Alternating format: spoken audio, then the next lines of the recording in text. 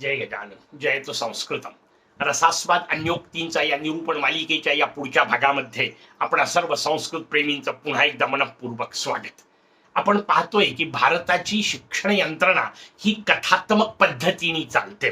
नीतिमत्ता शिकवणे म्हणजे शिक्षण ही एक भूमिका आहे आणि ती नीतिमत्ता कथांच्या माध्यमातून फार सोप्या पद्धतीने संक्रमित करता येते. हा विचार भारतीय संस्कृतीने केला असल्यामुळे भारतीय संस्कृतीमध्ये शिकवायचं असेल तर गोष्टी सांगायच्या, त्या लक्षातही राहतात आणि नेमका परिणाम देखील साधतात. हा विषय आपण वारंवार पाहतोय. अशीच एक कथा आज आठवली. एक राजा होता, त्याचं राज्य आहे, छोटंसं असेल कदाचित, पण त्या राज्यामध्ये स्वतःचं व्यवस्थित राज्य करतोय. अचानक एक दिवस शत्रूचं आक्रमण झालं. स्वाभाविक परिस्थिती बिघडली. राजा जो आहे तो पराजित झाला. पळून जाण्याची वेळ आली. त्याच्यासोबत त्याचा एक एकनिष्ठ सेवक आहे. दोघ जण पळाले, राज्य सोडून निघून गेले, जंगलात जाऊन पोहोचले. 2-3 दिवस पळतायत सारखे, पाणी पितायत, रस्त्यांमध्ये काही ना काहीतरी फळं वगैरे मिळाले तर खातायत, खरं तर भुकेले आहेत. अशा अवस्थेत गेलेले आहेत. 4-5 दिवस व्यवस्थित अन्न मिळालेलं नाही. करायचं काय? समोर एक लांबवर काहीतरी इमारतीसारखं दिसलं, काहीतरी वास्तू आहे असं दिसलं. जवळ जाऊन पाहिलं, एक मंदिर होतं. जसे हे दोघ जण जवळ येत आहेत असं पाहिलं तसं तिथून एक जण पळून गेला. का पळाला यांना माहिती नाहीये, कारण समजायचा मार्ग नाही. जवळ जाऊन पोचल्यावर लक्षात आलं की तो जो पळून गेला होता ना, तो यांना पाहून घाबरून पळून गेला की कोणीतरी आलेले दोघ आहेत. का पळून गेला? कारण चोर आहे कोणीतरी. त्यांनी तिथल्या गोष्टी ज्या त्यांनी आणलेल्या होत्या त्या तिथं सोडून तो पळून गेला, कारण जीव वाचवणं महत्वाचं वाटत होतं. तसा तो पळून गेला. यांना तिथे एक गोष्ट सापडली, एक सोनेरी म्हणजे सोन्याचं पात्र त्यांना तिथे मिळालं. इतका आनंद झाला. तो जो सेवक आहे सोबतचा राजाच्या एकनिष्ठ स्वरूपातला, तो राजाला म्हणतो, चला आपली सोय झाली, आता हे सोन्याचं भांड विकू आणि मग आपण त्यातून पाहिजे त्या गोष्टी मिळवू, निदान आपल्याला व्यवस्थित खायला मिळेल. राजा म्हणतो नाही. त्याला मोठं आश्चर्य वाटलं. अहो 4 दिवसाचे उपाशी हो, काही खायला मिळालं नाही. आईचं भांड भगवंताच्या कृपेने मंदिरातच मिळालेलं आहे. राजा म्हणतो तरी घ्यायचं नाही, कारण तो आपल्याला पाहून घाबरून पळाला. याचा अर्थ तो चोर होता. ही पहिली महत्वाची गोष्ट. आणि जे भांड आपल्या समोर दिसतंय त्या भांड्यावर सुद्धा शेजारच्या राज्यातल्या राजाचं नाव कोरलेलं आहे. याचा अर्थ त्यांनी ते चोरून आणलेलं आहे. एक तर चोराकडून घ्यायचं नाही आणि चोरून आणलेली वस्तू सुद्धा घ्यायची नाही. त्याच्यामुळे याचा उपयोग आपण करायचा नाही. हे आपल्यासाठी त्याज्य आहे. 4 दिवस उपाशी आहोत, आणखीन एखाद दिवस राहू, काही ना काहीतरी भगवान सोय करेल. त्याचं वाक्य पूर्ण होण्याच्या आतमध्ये नेमकी एक वाटसरूंची टोळी तिथे येऊन पोहोचली. ती चमू येऊन पोहोचली. आलेल्या त्यांनी त्यांच्यासोबतची शिदोरी वगैरे राजाला खाऊ घातली. राजाचं त्या दिवशीचं अन्नग्रहणाची जी समस्या होती ती सुटली. राजा सुखाने पुढचे कामं नंतर करता झाला. बाकीचा भाग सोडून द्या. सांगायची महत्वाची गोष्ट आहे, राजा कमालीच्या विपरीत परिस्थितीत आहे, पण तेवढ्या विपरीत परिस्थितीत सुद्धा त्याचं भान नावाची गोष्ट जागृत आहे. त्याचा विवेक जागृत आहे. आणि म्हणून तो म्हणतो चोरीच्या वस्तू नाही घ्यायच्या. भले आपल्यावर वाईट वेळ असेल, भलेही आपली परिस्थिती वाईट असेल, विपरीत असेल, पण चुकीच्या गोष्टी स्वीकारून आपण आपली परिस्थिती बदलवावी. इतकी वाईट आपली अवस्था नसावी, ही मानसिकता नसावी. हा जो हिशोब आहे तो एवढ्या करता सांगितला की हीच भूमिका आपल्याला अन्योक्तिकार सांगू इच्छित आहेत. त्यांना नेमकी तीच रचना आपल्या समोर ठेवायची आहे. म्हणून सुंदर अन्योक्ती आपल्या समोर, सरितान्योक्ती. सरिता शब्दाचा अर्थ जी सरकत राहते, नदी. नदी करता सरिता शब्द वापरला जातो. त्या सरितेच्या उद्देशाने, तिच्या निमित्ताने आपल्या समोर एक अन्योक्ती ठेवली आहे. ज्याचं चिंतन करण्याचा प्रयत्न करू. एक एक शब्द पहिल्यांदा पाहू आणि मग त्यांना जे सांगायचं आहे त्याचं विवेचन एकत्रित स्वरूपात करू. आपल्या समोर ते शब्द वापरतात, तटिनी, चिराय, विचरय. तटिनी पहिला शब्द वापरला. नदी करता वापरलेला एक वेगळा शब्द तटिनी. का? कारण तिला दोन्ही बाजूला तट असतात, किनारे असतात. आणि किती मजेदार गोष्ट आहे, लक्षात घ्या, जोपर्यंत ती नदी त्या किनाऱ्यातून वाहते तोपर्यंत ती अत्यंत उपयुक्त आहे, ती सगळ्या जगाला जीवन देणारी ठरते. पण विचार करा, ज्यावेळी ती तट ओलांडून पलीकडे येते, शेजारी राहणाऱ्यांचं जगणं मुश्किल करून टाकते, ज्याला आपण पूर म्हणतो.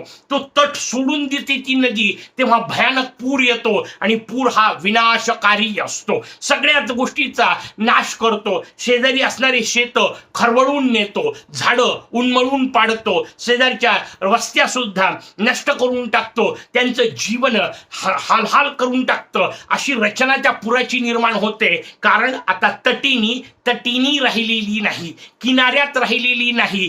किनारा या शब्दाचा अर्थ समजून घ्या, मर्यादा. आणि जी गोष्ट मर्यादेत असते ना, तीच सुंदर असते, हे त्या निमित्ताने त्यांना सांगायचंय, तटाच्या निमित्ताने सांगायचंय. तशी ती तटिनी आहे, याचा अर्थ मर्यादित स्वरूपात जगणारी आहे. कोणतीही गोष्ट कोणत्याही, कारण स्त्रीलिंगी शब्द येतो तटिनी, म्हणून तो कोणत्याही स्त्रीलिंगी गोष्टीला खरं तर वापरता येऊ शकतो, कारण सगळ्यांनाच तो नियम लागू आहे. ज्या ज्या गोष्टी स्त्रीलिंगी आहेत त्या जर अशा मर्यादा सोडून राहिल्या तर त्या विनाशकारी असतात. हे त्यातून आपल्याला वेगळं समजून घेता येतं. अर्थात इथे शब्द स्त्रीलिंगी आहे म्हणून पुरुषांना परवानगी असा अर्थ चुकूनही काढू नका, त्यातला अर्थ आपल्याला समजून घ्यायचा आहे. कोणतीही स्त्रीलिंगी गोष्ट जोपर्यंत किनाऱ्यात आहे, मर्यादेत आहे, सीमेत आहे, तोपर्यंत पंचायत नाहीये. लक्षात घ्या, रामायण आपल्याला सांगतं, जोपर्यंत आई सीता त्या लक्ष्मण रेषेच्या आत होती, रावणाची ताकद नव्हती तिला हात लावायची. देवी सीता, भलेही तिचा उद्देश चांगला होता, तो पूर्ण वेगळा विषय, पण ती सीता त्या सीमा रेषेला ओलांडून पलीकडे गेली आणि मग रावणाने तिचं हरण केल्याचं आपण पाहतो. जोपर्यंत स्त्री मर्यादेत असते तोपर्यंत तिच्यावर कोणी आक्रमण अत्याचार करू शकत नाही, हा भाव त्यातून त्यांना सांगायचा आहे. आणि अशी स्त्री सामान्य जीवनातली जर स्वतःची मर्यादा ओलांडून गेली तर मगाशी जसं म्हटलं ना तसं होतं, ती इतरांच्याही विनाशाला कारणीभूत होते. स्वतः तर विनाशित होते, तिचा तर विनाश होतोच, त्याच्याबद्दलचा प्रश्न नाही, पण बाकीच्यांचाही विनाश करते. स्वतः तिचा विनाश कोणता? पहिली महत्वाची गोष्ट, पूर आला की ती नदी गढूळ होते, कारण मर्यादेच्या पलीकडे गेली की तिथली माती आपल्यात ओढून घेते. पहिला प्रकार, तिथला कचरा आपल्यात ओढून घेते. आणि मग जेव्हा प्रचंड त्याचा प्रमाण वाढतं तेव्हा आजूबाजूचे वृक्ष सुद्धा त्यात कोसळतात, उन्मळून पडतात. तशी एखादी स्त्री जर स्वतःची मर्यादा सोडून वागायला लागली तर ती इतरांनाही आपल्या त्या विनाश लीलेमध्ये ओढून घेते आणि त्यांचाही विनाश करते. वास्तविक त्या वृक्षाचा काही दोष नव्हता, पण नदीच्या अमर्यादित स्वरूपामुळे तो वृक्ष सुद्धा कोलमडला. असं अनेकांना त्रास होतो, हा त्यातला भाव समजून घ्या. सगळ्याच गोष्टींना हे लागू पडतं. केवळ स्त्री म्हणजे व्यक्ती म्हणून म्हणत नाहीये, संपत्ती ती जोपर्यंत मर्यादेत असेल तोपर्यंत अत्यंत उपयोगी आहे. पण तीच संपत्ती अमर्याद झाली, लंका सोन्याची होण्या इतकी श्रेष्ठ केली, इतकी संपत्ती आली, पुढे काय आलं? उन्माद निर्माण झाला, त्या संपत्तीचा गर्व निर्माण झाला. मग तीच संपत्ती विनाशाला कारणीभूत होते. अगदी बुद्धीला सुद्धा, कारण ती पण स्त्रीलिंगी आहे. बुद्धी जोपर्यंत शास्त्राच्या मर्यादेत असते तोपर्यंतच सुंदर असते. ज्या क्षणी ती शास्त्र मर्यादा सोडते आणि विकृत रूप धारण करते त्यावेळी तीच विनाशाला कारणीभूत होते. मजेदार योगायोग सहज आपल्या समोर सांगतो. 11 सप्टेंबर 11 सप्टेंबर ही तारीख अमेरिकेच्या दृष्टीने सुवर्णाक्षरातही लिहून ठेवण्याची आहे आणि कोळशाने लिहून ठेवावी अशी काळी कुट्टपणा आहे. एकाच दिवशी दोन गोष्टी घडलेल्या आहेत. एक मागच्या शतकात, त्याच्याही मागच्या शतकात घडलेली गोष्ट म्हणजे नेमकी 11 सप्टेंबरला स्वामीजींनी शिकागोमध्ये दिलेली अद्वितीय धर्मग्वाही, ती जी दिलेली आहे ती नेमकी 11 सप्टेंबरलाच आहे. धर्माचा जो उद्गार त्यांनी केला, धर्मध्वजा जी फडकवली ती 11 सप्टेंबरलाच होती. आणि गंमत अशी आहे, लादेंनी जो आक्रमणाचा भाग केला तोही नेमका 11 सप्टेंबरलाच आहे. दोन्ही तारखा एकच आहेत. का महत्वाच्या आहेत? त्याचं उत्तर आहे, पहिल्यांदा स्वामीजींची बुद्धी आहे जी मर्यादेत आहे, शास्त्राच्या चौकटीत असणारी आहे, ती विश्वकल्याणाची प्रार्थना तिथून गुंजवत ठेवू शकते. आणि दुसऱ्या बाजूला मर्यादा सोडलेला, विकृत स्वरूप धारण केलेल्या बुद्धीने युक्त, कारण बुद्धी तिथेही आहे लक्षात घ्या. म्हणजे अमेरिकेचं जहाज पळवायचं, ते अमेरिकेला पत्ता न लागू देता अमेरिकेच्या टॉवरवर धडकवायचं, काय कमी बुद्धिमत्ता लागते का? बुद्धिमत्ता आहे, पण मर्यादा सोडलेली आहे, शास्त्रशुद्ध नसलेली आहे, विनाशाला कारणीभूत होते. हा विषय आपल्याला समजून घ्यायचा आहे. ती मर्यादा सांगते, म्हणून तिला तटिनी म्हणतात. कथा आपल्याला मागची घ्यायची आहे, त्या कथेतला भाव घ्यायचा आहे, पण तटिनी शब्दावरून आपल्या समोर विवेचन केलं. ही जी तटिनी आहे तिला म्हणतात चिराय विचरय. चिराय म्हणजे दीर्घकाळपर्यंत, विचरय तू प्रवास करत राहा, जनकल्याणाचं कार्य करत राहा. अर्थात हा कुठल्याही नदीला शब्द लागू पडतो, पण पुढच्या याच्यात त्यांनी जो विशेष उल्लेख केलाय ना, त्याच्यावरून नदीचं नाव बदलतं. त्या अर्थाने आपण विचार करू. विंध्य भुवस्तव पवित्रताया, हे विंध्य भुवी आहे तू, विंध्यन पर्वतापासून उगम पावलेली. आणि मग विंध्याचा मुद्दाम उल्लेख केला असल्यामुळे देवी नर्मदेचं वर्णन म्हणून आपण त्याचा विचार करू शकतो, कारण देवी नर्मदा विंध्य पर्वतातून उगम पावते. तिथे असणाऱ्या अमरकंटकच्या जवळ देवी नर्मदेचा उगम होतो, आणि मग विंध्य पर्वतातून उगम पावत असल्यामुळे हे वर्णन प्रामुख्याने नर्मदे करता आहे. पण मग अशी म्हटलं तसं कोणत्याही नदीला ते लागू पडतं, कारण सगळ्याच तटिनी आहेत, आणि पुढे जे सांगायचंय ते सगळ्या नद्यांना लागू आहे. या अर्थाने म्हटलं शुष्यंत्याम अपि. पण अशा त्या नदीवर, त्या नर्मदा नदीवर समजा उन्हाळ्याचा त्रास सुरू झाला, उन्हाळा येऊन पोहोचला, प्रचंड सगळीकडे शुष्कता नावाची गोष्ट पसरली, अगदी नदीचा प्रवाह सुद्धा खूप लहान झाला, कारण प्रचंड पाण्याची वाफ झाली.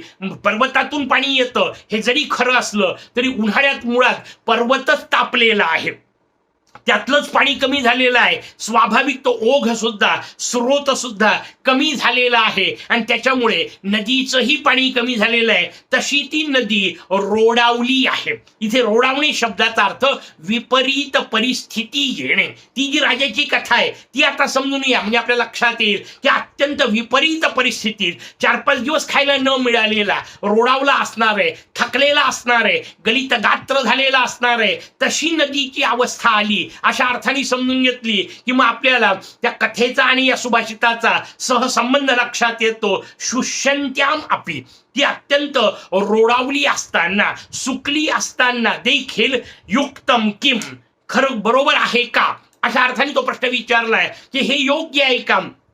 विपरीत परिस्थितीत आहे, सुकली आहे हे मान्य, पण म्हणून हे योग्य असेल का? काय जे पुढे सांगणार आहे, युक्तम खलू किम, कोणती गोष्ट न किम युक्तम खलू, हे खरोखर योग्य आहे का? काय रथ्यो दकानाम आदनम, आदानम, कशी रचना लक्षात घ्या. शब्द आपल्या समोर वापरला रथ्य. रथ्य याचा अर्थ जिथून रथ जातो म्हणजे रस्ता, मार्ग, पथ ज्याला आपण म्हणतो, त्या रथ्य असणाऱ्या म्हणजे मार्गावरून वाहणाऱ्या, उदक म्हणजे पाणी, त्याच्यावरून जो रस्त्यावरून जे पाणी वाहतं, रस्त्यावरून कोणतं पाणी आणि उन्हाळ्यात कोणतं पाणी वाहणार आहे, त्याचं उत्तर आहे फार फार तर नालीचंच पाणी. कारण बाकी पाण्याचा तर विषयच नाहीये. उन्हाळ्यात पाऊस पडणार नाहीये, पावसाचं पाणी वाहत येणार नाहीये, मग आता कोणतं पाणी वाहत असणार आहे? लोकांच्या घरातलं, नाणी घराचं जे पाणी असेल ते रस्त्यावर येऊ शकतं, ते वाहत असू शकतं. हातपाय धुतलेलं, तोंड धुतलेलं म्हणजे चूळ भरलेलं घाणेरडंच पाणी असू शकतं. असं पाणी जे रस्त्यावरून वाहतंय त्याला रथ्योदक म्हटलं. रस्त्यावरून वाहणारं पाणी या अर्थाने शब्द वापरला, त्याचं आदान म्हणजे स्वीकारणे.